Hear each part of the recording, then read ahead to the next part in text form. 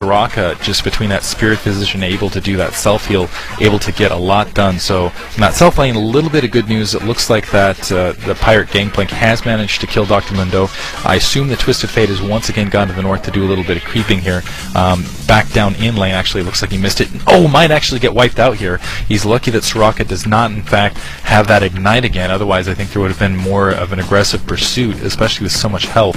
Unfortunately, that south lane is very exposed. Need to be a little bit careful because you never know what might be coming. I'm wondering if there might be a flank going on here against Soraka. Needs to be careful because you have Kale, pulling off lane, I think, to maybe go for a flank.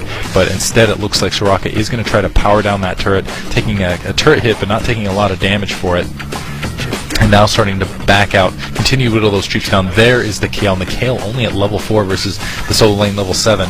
So, and not able to actually do a flank around. And that might have actually just been off a recharge, but nevertheless not able to sneak in and do any damage, get a stun off, things like that. Now the Pirate vulnerable on the southern lane. Looks like Tark going to be able to get a stun. This Pirate is not getting out, particularly with some nice cleavers. And by the time Tark swings back around, he should have another stun to just nail. There you go.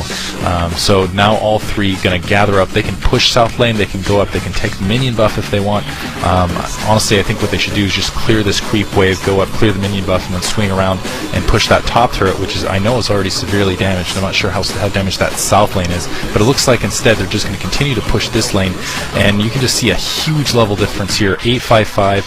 Their solo laner, Twisted Fate, is only 1 level down, and instead they're actually going to stick and power down this southern turret. Looks like Kale is going for a flank. There is the Pirates' ultimate. Wish used right there to keep everybody alive. A couple lucky fireball hits, I gotta say, but that is going to back those three off the southern lane. Looks like Twisted Fate able to get another, able to get a little bit of experience. There is a solid minion push on the north lane, and Kale running back around. Everyone grouping on everyone right here. There's still some ignites, still some rallies that can be in play. And keep in mind that the Pirate does not have an ultimate. This is going to be a pretty decisive fight, continuing to pursue, and it looks like Soraka with the high levels, oh man, doing a ton of damage, able to get the ignite, able to kill the Gangplank. Gangplank actually double kill right there on Kale as well. I don't think Kale actually got an ultimate off, where it really needed to on one of the other two characters at some stage there, but just able to do a lot of group, a lot of damage. And I'm kind of curious if there are just some multiple crits right there, but able to just lay on a huge hurt on both players. You can just see their bodies laying face down on the ground, and that is probably going to be the deciding factor in this game. There might have been opportunities where they could have gotten, where the I should say Team Snowball might have been able to get back in this match, but at this stage, with one turret down, with 2 players down, with the level difference, and also with the neutral minion control now solidly going to be in Team Survivability's hands, I can't see them getting back in this match right here. Particularly, I think there was a Meiji Soul Stealer that I saw on the Twisted Fate, and that's a huge investment that you need to get kills with to really make it cost effective, and he hasn't gotten a single kill yet, where you have the Soraka on the opposite end with already 3 kills and 1 assist. Pushing up with the buff, I think this Soraka is the right person to have the buff with the range, able to push it, and they're going to start moving up towards the neutral creeps, towards the north, get that buff, and then probably, even if they have all 3 characters right there, it looks like they're just trying to catch up in that middle lane, looking, swing back around. They're like, oh wait, I gotta catch up. They have to engage. It looks like they are going to come engage with the dragon. They basically have to. Unfortunately, they're going to be coming right as that buff has been grabbed from all 3 players, and this is probably the worst engagement point. It looked like the other 3 are trying to dash for the bushes, try to hide themselves, try to draw in. There's a ultimate from Gangplank. Keep in mind, Soraka still has the wish, able to use it right there, out of mana, but that Kale's in a lot of trouble. Kale is down, and it looks like Twisted Fate. Well, let's see if we hit any of those stuns, or if they hit the dagger. Nope, not quite. The Pirate might be able to escape with his life. No! Flash from Dr. Mundo, able to sneak in, get that last hit, and now that Twisted Fate completely surrounded. Nice hit on the turret I really like that last second hit there from Tarek to make sure that turret wasn't doing any extra damage, and now all 3 characters down. Opposite team calling GG.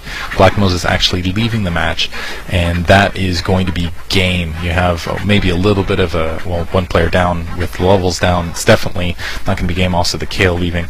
So it looks like the Gangplank going to stick around in this match to kind of watch his Nexus collapse, because why not? Anyway, I hope you guys enjoyed it. Pretty solid match, pretty action-packed. I like League of Legends a lot. I just enjoy the team dynamics of it.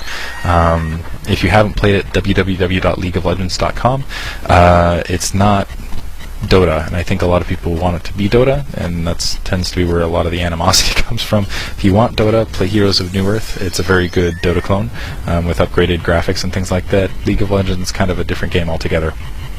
A little bit more similar in its gameplay, but different in kind of its overall dynamic. I think it's a lot more about team combos, and you have a lot more ability spam, things like that.